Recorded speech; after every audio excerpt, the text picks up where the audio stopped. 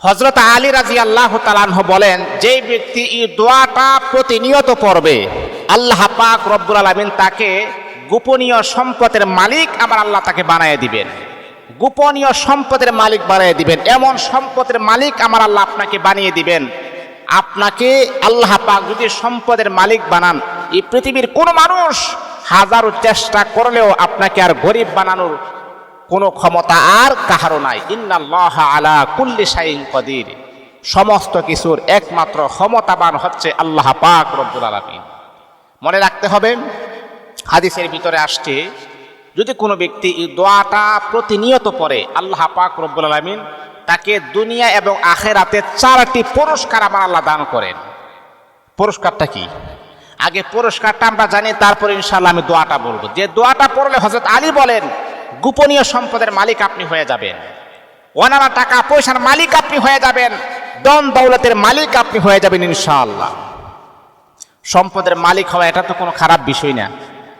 আপনি যদি সম্পদের মালিক হন, তাহলে আল্লাহ পাকের রাস্তায় আপনি বেশি বেশি দান সদকা করবেন, এটা তো কোনো খারাপ কোনো বিষয় না। খারাপ বিষয়, হযরত উসমান গনি ধনী ছিল না? আব্দুর রহমান ইবনে আউফ এত ধনাঢ্য সাহাবী ছিলেন, তারপরও তারা জান্নাতের সার্টিফিকেট পেয়েছেন। আল্লাহু আকবার। আপনার যদি টাকা পয়সা থাকে, তাহলে না আপনি আল্লাহ পাকের রাস্তায় আপনি বেশি দিতে পারবেন। যদি না থাকে, তাহলে আপনি কিভাবে আপনি দিবেন? মুসলমান বন্ধুগণ, নবীর সাহাবী হযরত আলী রাদিয়াল্লাহু তাআলা আনহু বলেন, যদি কোন আল্লাহ তাআলার বান্দা প্রতিনিয়ত এই দোয়াটা পড়তে পারে, আল্লাহ পাক রব্বুল আলামিন তাকে গোপনীয় সম্পদের মালিক বানায় দিবেন। শুধু তা নয়, যে ব্যক্তি সব সময় আল্লাহ তাআলার এই দোয়াটা পাঠ করবেন, তাকে 4টি পুরস্কার দান করবেন।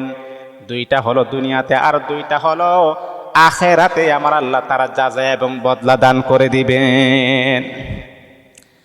1 নাম্বার হলো, এই দোয়াটা পড়লে 1 নাম্বার উপকার হলো তার দরিদ্রতা দূর হয়ে যাবে। দরিদ্রতা মানে তার অভাব অনটন দূর হয়ে যাবে। মুসলমান, দরিদ্রতা দূর করার জন্য আমরা নিজের মাতৃভূমিকে ছেড়ে দিয়ে হাজার হাজার মাইল পাড়ি দিয়ে আমরা বিদেশের জমিনে যাই টাকা পয়সা ইনকামের জন্য, দরিদ্রতা দূর করার জন্য। 1 নাম্বার হলো আল্লাহর হাবিব বিশ্বনবী মুহাম্মদুর রাসূলুল্লাহ সাল্লাল্লাহু আলাইহি ওয়াসাল্লাম বলেন, এই দোয়াটা যখন আপনি বেশি বেশি পড়বেন, তাহলে 1 নাম্বার আপনার দরিদ্রতা দূর হয়ে যাবে। 2 নাম্বার হলো আপনার মান সম্মান আল্লাহ পাক রব্বুল আলামিন বৃদ্ধি করে দিবেন। আপনার সম্মান বাড়িয়ে দিবেন, মর্যাদা বানিয়ে দিবেন।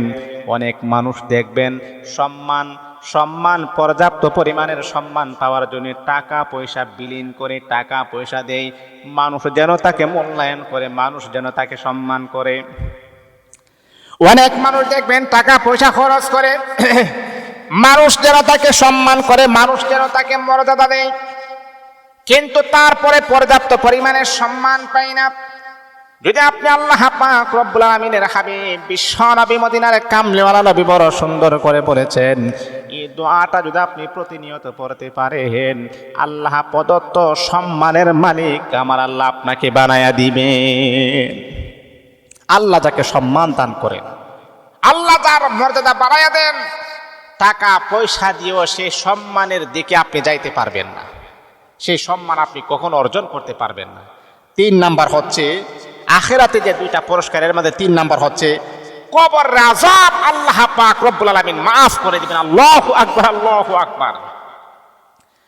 আপনি যখন ইন্তেকাল করবেন, ইন্তেকালের পরে আপনাকে কবরের ভিতরে রাখা হবে।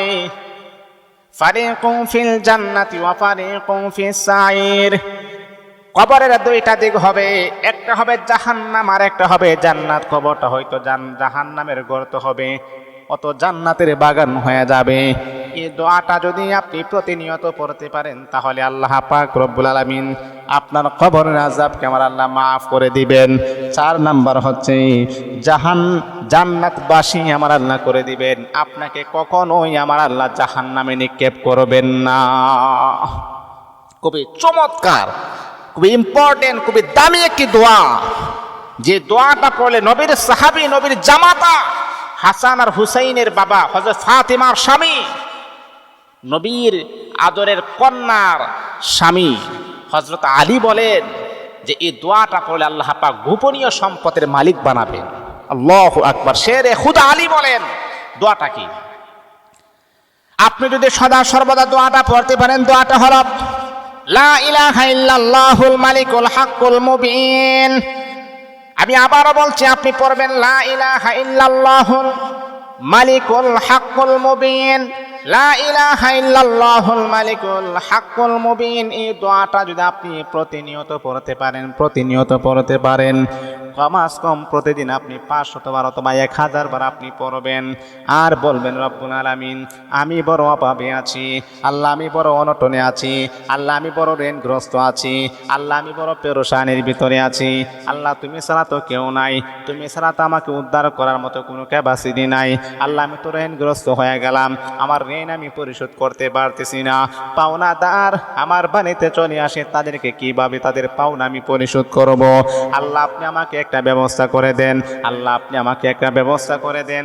এমন করে করে যখন আপনি দোয়াটা আপনি প্রতিনিয়ত পড়বেন, আল্লাহ পাক রব্বুল আলামিন অবশ্যই অচিরেই কয়েকদিনের ভিতরে আপনার ঋণের বোঝাটাকে আমার আল্লাহ হালকা করে দিবেন। এ মুসলমান, লা ইলাহা ইল্লাল্লাহুল মালিকুল হাক্কুল মুবিন পড়তেই থাকবেন। দুনিয়াতে উপকার পাবেন, পরকালেও এই উপকার আপনি পাবেন। এই জন্য এই দোয়াটা বেশি বেশি পড়বেন, লা ইলাহা ইল্লাল্লাহুল মালিকুল হাক্কুল মুবিন। এই দোয়াটা আপনারা প্রতিনিয়ত পড়বেন। দুনিয়া তো আমার আল্লাহ কল্যাণ দান করবেন, পরকালেও আমার আল্লাহ আপনার জন্য সফলতা দান করে দিবেন।